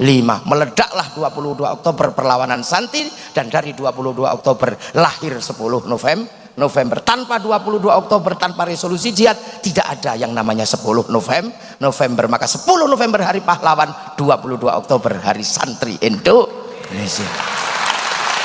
Nggak bisa. Lah kenapa bermula dari mana? Dari merah putih. Berawal dari merah putih. Dulu merah putih paling dibenci sama Belanda karena mempersatukan. Kiai santri akhirnya tidak bisa mengibarkan merah putih depan rumah, kibarkan di atas rumah kalau mau bangun. Belanda curiga tiangnya dikasih tebu, Belanda curiga tiangnya dikasih kayu, dikasih bambu, dikasih padi, masih curiga dikasih pisang, masih curiga dikasih kelapa. Akhirnya datang ke situ bawa makanan tumpeng sama ingkung, doanya Allahumma barik, Allahumma barik, maka datangnya tumpeng ingkung dikenal dengan nama barian. Allahumma barik, Allahumma barik. Akhirnya makanannya habis, padinya mengering, tebunya mengering, pisangnya rontok, kelapanya rontok, yang tersisa tinggal merah putih. Ini perlawanan kami mencintai persatuan lewat bendera merah putih. Tapi oleh Belanda akhirnya ditambah biru, santri ngamuk disobek. Begitu disobek mereka ngamuk semua, dan yang paling bertanggung jawab adalah santri. 22 Oktober resolusi jihad menghasilkan peristiwa 10 November di Surabaya. Makanya bagi anak milenial kadang merah putih hanya berharga 50.000, tapi santri yang menganggap ini bagian dari perjuangan nenek moyangnya mempersatukan Nusantara, maka merah putih berharga nyawa, ribuan nyawa. Sekarang merah putih tidak minta darah dan tidak minta nyawa, hanya kita minta diangkat oleh tangan kita kiri. Bagi anak milenial yang nggak mengerti ini, dia akan mengatakan tauhid, mengatakan bid'ah, mengatakan musyrik. Ini pasti zaman perang nenek moyangnya, bukan bagian dari sejarah perlawanan bangsa. Ini Nusantara. Dan sekarang bangsa ini terus akan maju di tengah pergeseran besar antar bangsa. Ketika bangsa ini merdeka, bangsa ini disuruh memilih setelah Hitler jatuh tahun 48, karena Amerika sama Soviet terus berperang, mau ikut mana? Bung Karno tidak memilih ke kiri atau ke kanan. Akhirnya kemudian Bung Karno dijatuhkan. Sampai di eranya Pak Harto, kiri dan kanan masih terjadi Amerika sama Soviet. Dan hari ini pertarungan besar Amerika sudah mulai diruntuhkan oleh kekuatan baru namanya Shanghai Corporation. Anak-anak mahasiswa pasti tahu itu. Shanghai Corp adalah negara baru yang bangkit setelah kelompok yang menyebut dirinya United Kingdom, United States. United Kingdom, United States dulu bangkit karena punya minyak dari negara Arab namanya Aramco. Maka setelah Aramco tidak lagi mensuplai, maka kemudian negara-negara kecil-kecil ini mencari minyak dari negara Syiah, negara Sunni, lahirlah kelompok besar namanya Shanghai Corporation. Amerika emosi, maka kemudian sumber minyak Shanghai Corporation diantem dengan isu Syiah Sunni. Maka kita mengenal isu Syiah Sunni, tapi proses itu gagal. Kenapa? Karena Indonesia nggak terlibat. Coba Indonesia terlibat dalam konflik itu, pasti jadi. Karena santri terbesar ada di Indonesia. Kalau santri nggak terlibat, apapun pasti gagal urusan Islam. Ada orang mengharamkan anjing, gagal. Menghalalkan anjing, gagal. Anjing masih banyak karena santri nggak ikut. Coba santri ikut menghalalkan, cari anjing 2 hari sudah nggak ada. Seandainya santri ikut, santri nggak ikut. Makanya itu. Nah, pergeseran ini milenial sudah langsung bertarung. Amerika mengatakan ini nggak bisa, harus diantem ini. Yahudinya emosi. Saya sudah ikut nata dunia dalam teori-teori baru, advokasi baru. Kenapa kamu perang? Maka 8 triliun dolar ditarik dari bank devisa New York. Hasilnya Amerika mesti mengeluarkan obligasi. Yang beli siapa? Kelompok Shanghai Corp. Dan jatuh tempo 2012 menggunakan sistem merkantilisme kuno, ngemplang utang dengan perang. Ini kan cara kuno. Ya kan? Nah sudah. Nah sekarang sudah bergeser pertarungan ini. Lah bangsa ini mau berada di titik mana? Ya ini sedang pertarungan. Cina sudah berani mengambil WhatsApp dengan WeChat. Cina sudah berani mengambil Amazon dengan Alibaba, mengambil Facebook dengan QQ atau Renren. Kita belum berani apa-apa. Pertarungan saham kita masih kalah dengan Singapura dan Malaysia, karena Singapura dan Malaysia diberikan 1 jam lebih awal dari jam Jakarta oleh Greenwich, dan itu pelanggaran. Sana jam 10, kita baru jam 9, artinya bursa efeknya buka 1 jam lebih awal, sehingga saham yang baik habis di sana, yang jelek masuk Jakarta, maka keseringan kita gagal clearing di situ. Dipikir dong, ini mahasiswa ya. Sampean kan mahasiswa. Maha itu sudah nggak bisa ngatur, tidak ada yang bisa ngatur. Makanya yang bisa ngatur hanya maha guru. Lah ya makanya bener. Di kampus ada maha guru, ada mahasiswa. Makanya ada orang nanya, kamu dari Malang? Ya. Apa pekerjaanmu kok bajunya bagus? Oh saya dosen. Oh dosen. Apanya letkol? Oh letkol tentara, kalau dosen kan ngajar. Ngajar siapa? Ngajar mahasiswa saya. Oh berarti kamu guru? Iya saya guru, gurunya mahasiswa. Lah ya orang guru kok ngakunya dosen. Lah ini. Jadi kalau kita berbicara tentang kontekstualisasi resolusi jihad, sesungguhnya adalah berbicara tentang kemandirian bangsa, tidak terjebak oleh kiri dan kanan, tidak terjebak oleh yang lain, tapi mampu menata bangsa ini ke depan. Bukan mengambil sesuatu dari luar untuk terus kita jadikan barang-barang yang rongsokan di dalam negeri. Malaysia sadar betul rongsokan Timur Tengah yang merupakan kelompok teroris bawa ke Malaysia, jebol Malaysia, melahirkan Azhari dan siapa, dan Nurdin Top. Akhirnya Malaysia sadar, pakai ISA, Internal Security Act, dan kembalikan bangsanya kepada si Upin dan si Ipin. Udah gitu aja. Diajarkan si Upin, kamu tidak boleh lupa masa depanmu bersama anak-anak India. Si Upin dan si Ipin dikenalkan dengan tokoh kecil namanya Jarjit. Dia nggak boleh lupa ada anak-anak Cina, harus kenal dengan tokoh kecil namanya Mei Mei. Dia nggak boleh lupa ada anak-anak Indonesia, harus kenal dengan Susanti. Tapi dialektika ini tidak mungkin berjalan tanpa seorang guru. Maka yang mengatur dialektika itu bernama cikgu, dan dikembalikan dari spaghetti ke ayam goreng. Oh, ini cara sana. Kesadaran kebangsaannya luar biasa. Amerika nggak boleh malu gagal di Vietnam, bikin Rainbow 1 sampai 6. Amerika nggak boleh malu ketika gagal dengan Saddam Hussein, bikin Hotshot 1 sampai 2. Nggak boleh malu kegagalan dalam terorisme, bikin 12 strong. Amerika nggak boleh malu bangsanya mengambil spiritualitas dari Cina. Maka dari kecil diajarkan bahwa ada Cina di Amerika, ada namanya siapa? American Kungfu, American Shaolin. Jepang tidak boleh kemudian mempermalukan anak-anak Amerika, dibikinkan American Ninja, American Samurai, bahkan film samurai terakhir dari Amerika namanya Tom Cruise yang besok menjadi calon presiden Amerika. Jepang tidak boleh malu pembantaian rezim Tokugawa oleh restorasi Meiji terulang di zaman milenial. Anak-anak kecilnya diajarkan sesuatu yang sederhana dengan judul Samurai X dengan tokohnya Rory Kenshin atau Shikenji Himura. Ini cara bangsa. Jadi kontekstualisasi yang namanya resolusi jihad sesungguhnya adalah membawa bangsa ini mau kemana, Thailand nggak tahan disandra ekonominya oleh Singapura dan Malaysia, dia buka terusan kerah. Tapi 2025 kalaupun tembus, dia akan bermasalah karena ujungnya diadang oleh Abu Sayyaf. Nggak bisa. Indonesia apakah kemudian akan berharap nanti kalau jebol orang akan tetap di Singapura dan Malaysia? Kenapa? Karena di Singapura ada ruang yang namanya Sentosa, di Malaysia ada ruang besar namanya Genting Highland. Sementara yang di semenanjung Indonesia sudah tumbuh kelompok radikal. Nah, terus kita mau ngomong apa kalau udah begini? Bangsa kita mau apa? Kesadaran berbangsa dan bernegara adalah kesadaran milenial yang merupakan pelajaran waja'alnakum syu'uban wa qabaila lita'arafu, dan kita oleh Allah dibagi bangsa namanya bangsa Indonesia. Amma ba'du. Tuh mukaddimah. Ini baru pembukaan, belum mulai. Ini baru mukaddimah. Ini saya baru pembukaan. Jadi nah, makanya Islam santri selamat karena al-muhafadzatu 'alal qadim sholih wal akhdhu bil jadidil aslah. Makanya anak-anak baru ini tolong pahami yang kalian lakukan itu sudah kuno dan sudah diselesaikan oleh para pendahulu. Tentang celana cingkrang, tentang cingot, udah selesai, itu ulama dulu. Dan itu tinggal milih, eranya sudah mau ambil itu. Maka santri nggak disebut lagi. Santri dipikir nggak ngerti takbir itu ada begini, ngerti dalilnya. Tapi santri lebih memilih Allahu Akbar biasa. Kenapa? Karena santri yang di belakang ini matanya tengok-tengok. Kalau begini nyetop apa kan gitu. Santri itu banyak, makanya kalau sholat nggak perlu mencari yang lain. Nah kalau yang santrinya baru dikit, cari pakai kakinya dicari, geser-geser ini masih ada. Loh itu kan guyonan santri, nggak usah terlalu serius. Wong ini guyon. Jadi indah. Kalau kamu mau dimong sama Muhammadiyah, ya yang seriuslah dengan Muhammadiyah. Kalau mau dimong sama NU, seriuslah dengan NU. Saya NU. Saya NU karena kiai karena saya ini orang desa. Kiai NU ya biar di desa itu kan kalau sama NU kan enak. Kalau dikit, kalau sholat ya ditungguin sama kiainya.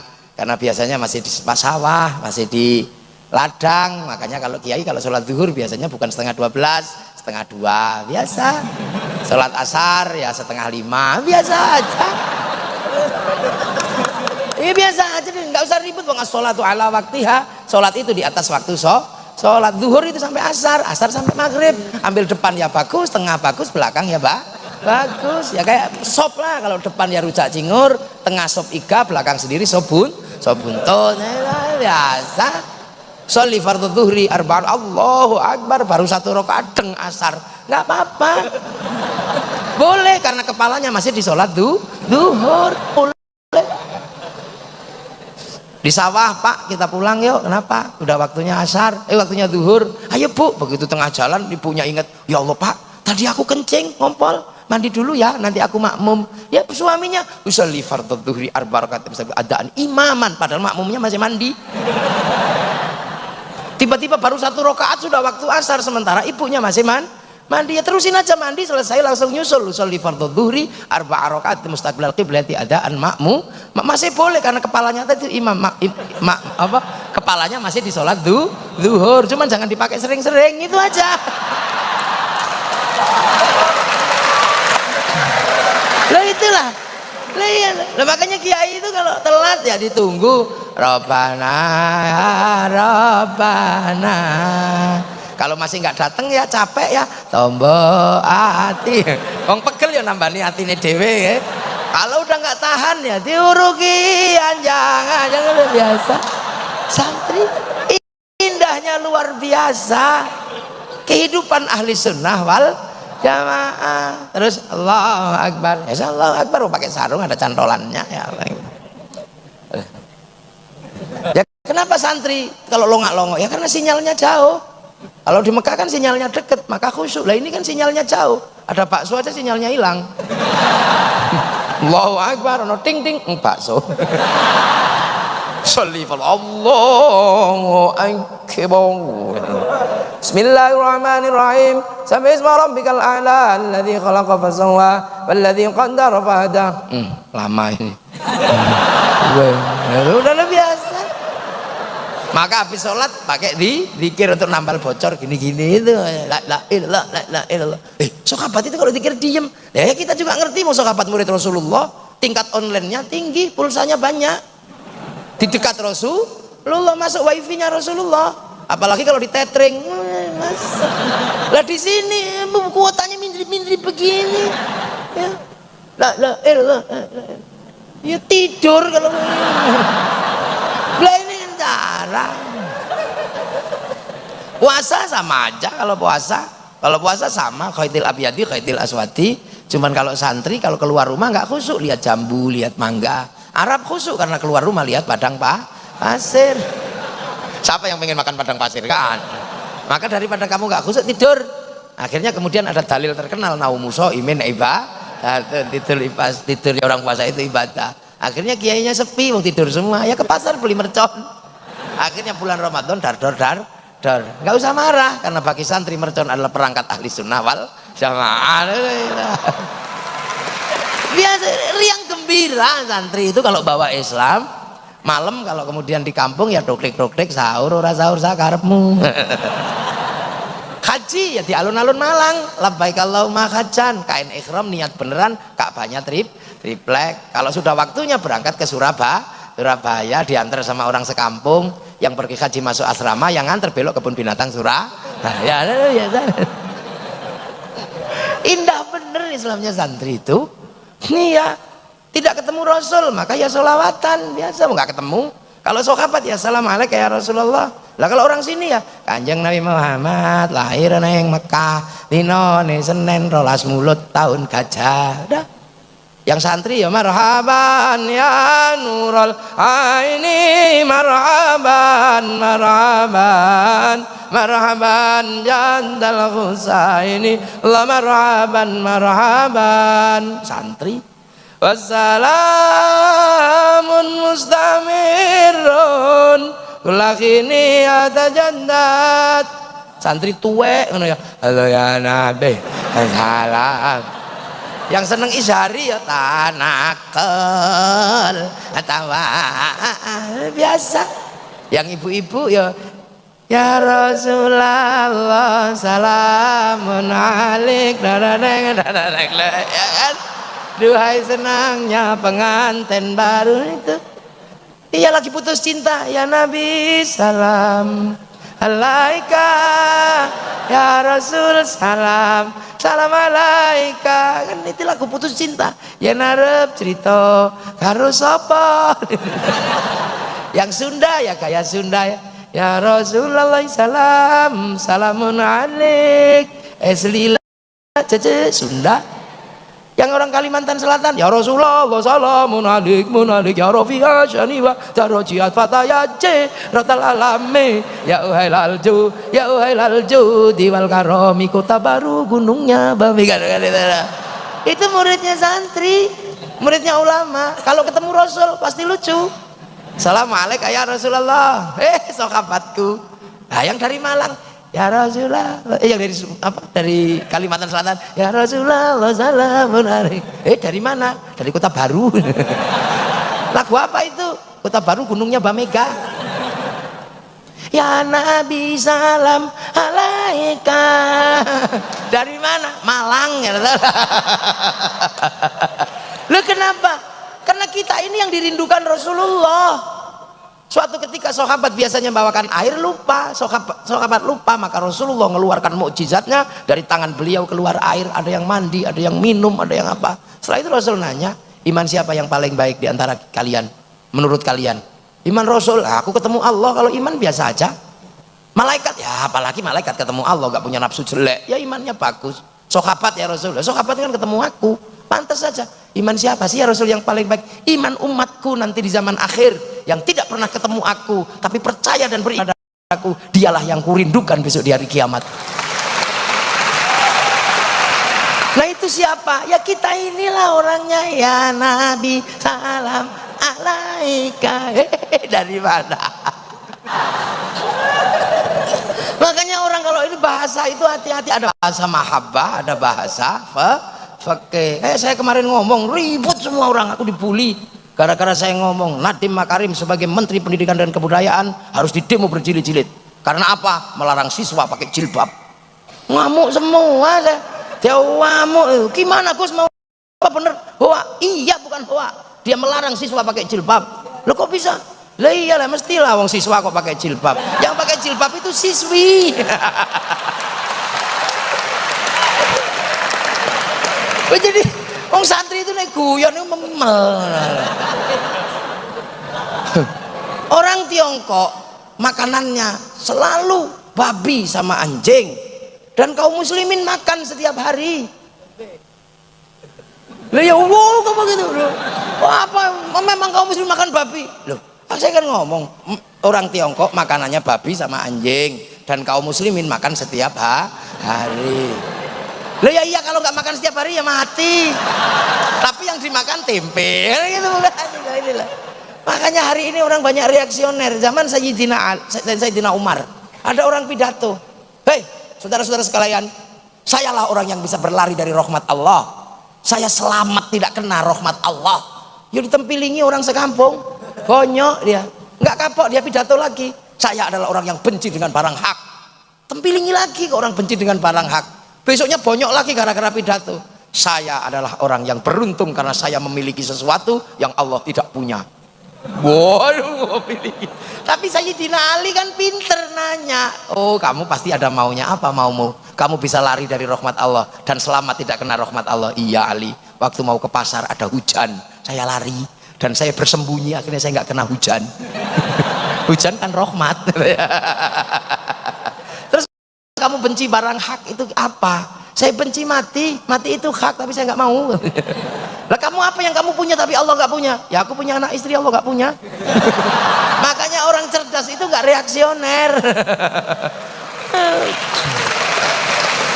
Biasa aja. Maka kalimat mahabbah ya begitu. Saya Jalaluddin Rumi pidato, "Allah rugi, saya beruntung." "Loh, Allah rugi, kamu beruntung gimana?" "Iya, Allah rugi, saya beruntung." "Awas kamu tak bunuh kalau tetap mengatakan." "Iya, Allah rugi, saya beruntung." "Ceritanya gimana?" "Ya kan aku sama Allah saling mencintai. Aku dapat Allah zat yang maha agung, Allah dapat aku begini, rugi." Lah maka kalimat cintai Robi'ah al-Adawiyah, siapa yang berani sekarang? "Ya Allah, kalau ada nikmat buatku di dunia, aku nggak butuh serahkan sama musuhmu ya Allah. Kalau ada nikmat buatku di akhirat, aku nggak butuh serahkan sama kekasihmu ya Allah. Kalau nanti ibadahku karena pengen surga, tutup surga dariku. Kalau ibadahku karena takut neraka, bakar aku di dalam neraka, buka neraka, bakar aku di dalamnya. Tapi kalau ibadahku karena aku rindu padamu ya Allah, awas ya Allah, jangan kau palingkan wajahmu dariku." Berani semuanya. Ini kalimat mahabbah. Jadi biasa aja ya. Lah itulah maka orang itu hulu, berlebihan, ini berlebihan. Ini bangsa, ini sesuatu yang sudah kita jaga. Tapi kadang mahasiswa nggak ngerti, ada prakondisi untuk meruntuhkan gerakan besar. Ada prakondisi. Dulu khutbah itu saling memaki, maka Imam Syafi'i kemudian mencari dasar khutbah. Dia bagian dari sholat Jumat, maka kemudian cari imam li ulama'ihim li masyaikhihim. Karena tua, maka kemudian kalau khutbah terlalu lama harus pakai pegangan, lahirlah mimbar. Tapi karena rukun tidak boleh gini-gini, maka harus ada tongkat. Akhirnya khutbah rukun, tenang, mau nggak bisa begini-begini, mau nggak ada tongkatnya. Begitu prakondisi khutbah harus dipakai alat memaki, maka yang mulai dihilangkan adalah tongkat dan mimbar. Hasilnya orang begini-begini. Sekarang semua mimbar menjadi begini-begini. Ketika prakondisi seneng, mahasiswa baru, oh indah, itulah Islam moderat, itulah Islam revolusioner, Islam yang egaliter. Rasulullah disebut Sayyidina marah. Padahal taj'alu du'a ar-rasul bainakum ka du'a ibadikum ba'd. Jangan kau sebut nabiku, kau seperti sebut temanmu. Maka ya Habiballah ya Syafi Allah. Tapi itu dihilangkan, nggak boleh. Rasulullah ini kul innama ana basyarum mitslukum yuha ilayya, nggak boleh pakai Sayyidina. Begitu tanpa Sayyidina akhirnya Muhammad. Kalau Muhammad aja disebut Muhammad, apalagi Jokowi. Nah ya sudah. Ini prakondisi. Bangsa butuh persatuan, maka ada orang makan diajak bareng-bareng, orang mati bareng-bareng, mulai dipisah satu-satu, bid'ah, musyrik, kafir. Akhirnya masyarakat yang bersatu tercerai-berai. Maka menjadi satu keanehan, pemuda-pemuda Indonesia di zaman dulu mempersatukan bangsa dengan sumpah pemuda, tapi sekarang pemuda memecah bangsa dengan khilafah dan bid'ah. Kita pakai merah putih, dipecah pakai bendera khilafah dan mengatakan ini bendera tauhid. Bukan, itu bendera Hizbut Tahrir karena modelnya itu. Kalau ada lingkarannya namanya bendera ISIS, kalau bertulis berwarna hijau ada pedangnya itu bendera Saudi. Jangan kau paksa kami untuk mengatakan itu bendera tauhid. Bukan, bendera tauhid bukan seperti itu, karena itu bukan bendera tauhid, itu kalimah Tauhid bukan bendera. Bagi kami kalimat tauhid sudah kita selesaikan, dijadikan landasan setiap hari zikir dan tahlil. Kamu belum ngerti cara meletakkannya, maka kamu bawa kemana-mana. Dan katakan kamu kalau anti ini anti tauhid, anti la ilaha illallah, enggak, aku tahlilan pakai la ilaha illallah. Seperti saya anti bendera PKI. Bendera PKI Palu Arit saya anti. Tapi kalau kami ke sawah tetap pakai arit, pergi nukang pakai palu, jadi nggak usah ribut ya. Ini loh bangsa, mahasiswa berada di paling depan, rektor terutama punya tanggung jawab besar. 68.000 orang harus menjadi bagian integral untuk pembangunan bangsa, bukan bagian dari yang memecah bangsa Indonesia. Ya, dan sekarang semuanya sedang pakai masjid, maka berhati-hatilah Pak Rektor kalau kemudian ada penceramah-penceramah masuk masjid yang mengarah kepada perpecahan. Pak Rektor punya kebijakan. Ya, karena masjid sedang dipakai. Ya inilah, saya kadang prihatin juga di masjid-masjid ada orang disandra, dipukuli. Ya Allah, ini masjid, ngambil barang aja tidak boleh, harus digeser pakai kaki karena kamu akan mencuri barang di masjid. Takmir itu kalau ketemu barang tinggalan itu kalau coro fikih jangan diambil, kamu mengambil barang orang. Ini rumah harus digeser pakai kaki, masukkan ke kotak di pojok, itu ilmu fikih. Ini malah mukuli orang, ya Allah. Oh ini viral gimana? Loh ini masjid juga jangan dikunci. Kalau masjid dikunci, ya terus kalau mau sholat gimana? Kalau ada ayam naik masjid, alhamdulillah, karena takmir bisa praktek tohara membersihkan tele ayam di atas masjid.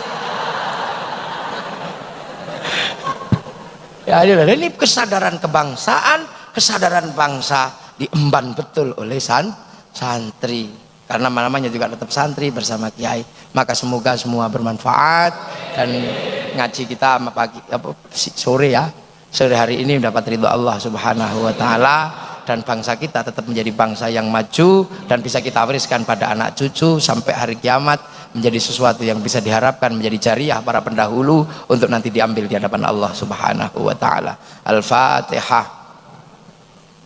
Shiratal ladzina an'amta 'alaihim ghairil maghdubi 'alaihim waladdallin. Amin.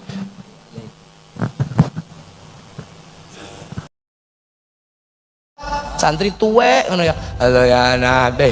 Salam. Yang seneng izhari ya tanakel atau biasa. Yang ibu-ibu ya ya Rasulullah salamun alaik.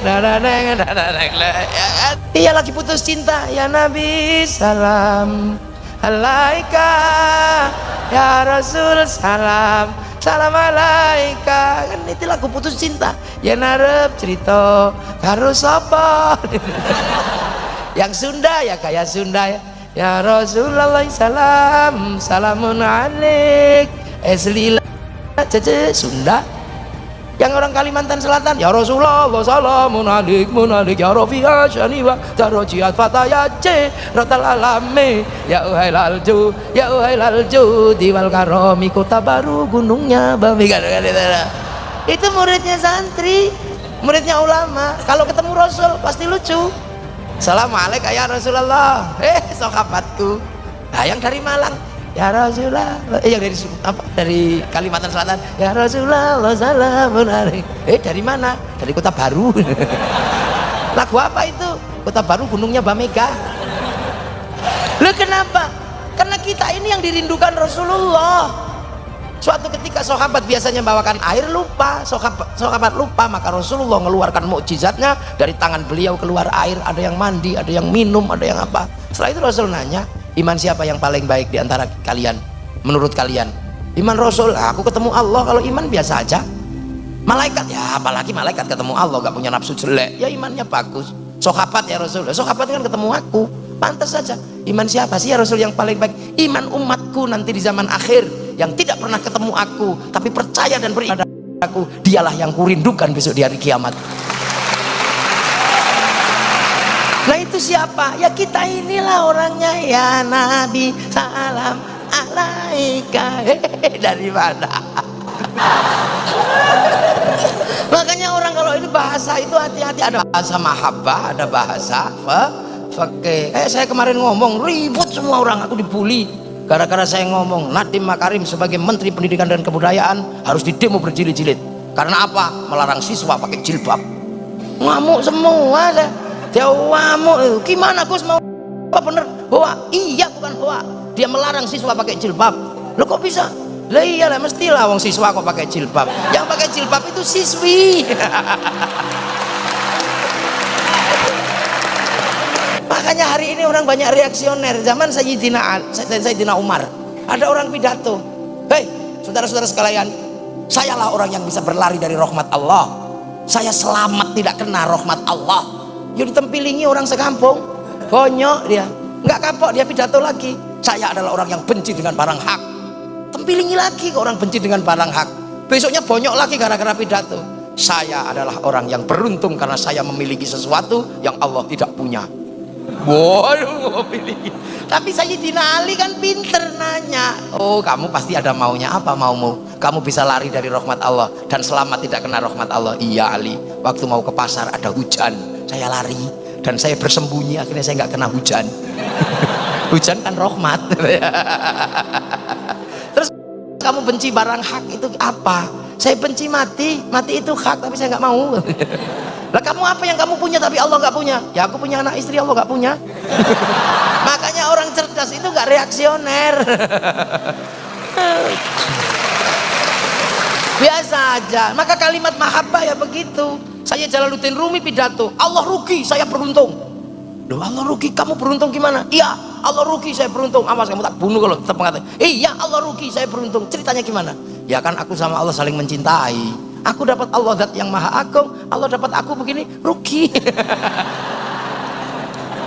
Lah maka kalimat cintai Robi A'ladawi, ya siapa yang berani sekarang? Ya Allah, kalau ada nikmat buatku di dunia, aku nggak putus serahkan sama musuhmu ya Allah. Kalau ada nikmat buatku di akhirat, aku nggak putus serahkan sama kekasihmu ya Allah.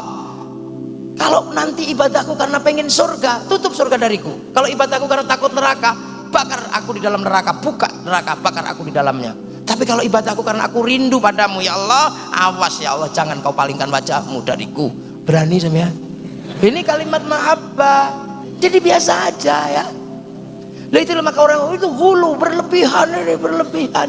Ini bangsa, ini sesuatu yang sudah kita jaga. Tapi kadang mahasiswa nggak ngerti, ada prakondisi untuk meruntuhkan gerakan besar. Ada prakondisi. Dulu khutbah itu saling memaki, maka Imam Syafi'i kemudian mencari dasar khutbah, dia bagian dari sholat Jumat, maka kemudian cari imam li ulama'ihim li masyayikhihim, karena tua maka kemudian kalau khutbah terlalu lama harus pakai pegangan, lahirlah mimbar. Tapi karena rukun tidak boleh gini-gini maka harus ada tongkat. Akhirnya khutbah rukun, tenang, mau nggak bisa begini-begini mau ada tongkatnya. Begitu prakondisi khutbah harus dipakai alat memaki, maka yang mulai dihilangkan adalah tongkat dan mimbar. Hasilnya orang begini-begini. Sekarang semua mimbar menjadi begini-begini. Ketika prakondisi seneng mahasiswa baru, oh indah, itulah Islam moderat, itulah Islam revolusioner, Islam yang egaliter. Rasulullah disebut Sayyidina marah. Padahal taj'alu du'a ar-rasul bainakum ka du'a ibadikum ba'd. Jangan kau sebut nabiku, kau seperti sebut temanmu. Maka ya Habiballah ya Syafi' Allah, tapi itu dihilangkan, nggak boleh. Rasulullah ini kul innama ana basyarum mitslukum yuha ilayya, nggak boleh pakai sayyidina. Begitu tanpa sayyidina akhirnya Muhammad. Kalau Muhammad aja disebut Muhammad, apalagi Jokowi. Nah ya sudah, ini prakondisi. Bangsa butuh persatuan, maka ada orang makan diajak bareng-bareng, orang mati bareng-bareng, mulai dipisah satu-satu, bid'ah, musyrik, kafir. Akhirnya masyarakat yang bersatu tercerai-berai, maka menjadi satu keanehan. Pemuda-pemuda Indonesia di zaman dulu mempersatukan bangsa dengan sumpah pemuda, tapi sekarang pemuda memecah bangsa dengan khilafah dan bid'ah. Kita pakai merah putih, dipecah pakai bendera khilafah dan mengatakan ini bendera tauhid. Bukan, itu bendera Hizbut Tahrir karena modelnya itu. Kalau ada lingkarannya namanya bendera ISIS, kalau bertulis berwarna hijau ada pedangnya itu bendera Saudi. Jangan kau paksa kami untuk mengatakan itu bendera tauhid. Bukan, bendera tauhid bukan seperti itu, karena itu bukan bendera tauhid, itu kalimat tauhid, bukan bendera. Bagi kami kalimat tauhid sudah kita selesaikan, dijadikan landasan setiap hari zikir dan tahlil. Kamu belum ngerti cara meletakkannya, maka kamu bawa kemana-mana.